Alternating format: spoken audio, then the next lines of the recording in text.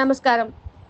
చెన్నై మహానగరంలోని వలసరవాకం ఆదివాసీ association ఆధ్వర్యంలో శనివారం ఉదయం జై వాసవి అవని అవిట్టం 2025 పేరిట జంధ్యాల పౌర్ణమి వేడుకలు ఎంతో వైభవంగా నిర్వహించారు.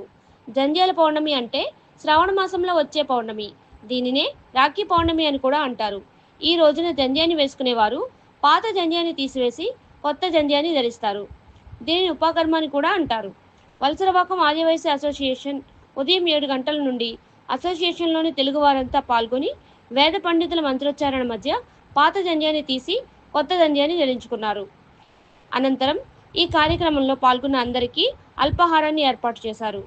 ఈ కార్యక్రమ ఏర్పాట్లను association president K Narayana, secretary RVL Ratnakumar, treasurer T Narasimharao, joint secretary Amaranarayana పర్యవేక్షించారు. అంతేకాకుండా కమిటీ సభ్యులు, నిర్వాహకులు, తెలుగు ప్రజలు పాల్గొన్నారు. టీఎన్టీ న్యూస్ కోసం మీ దీప్తి.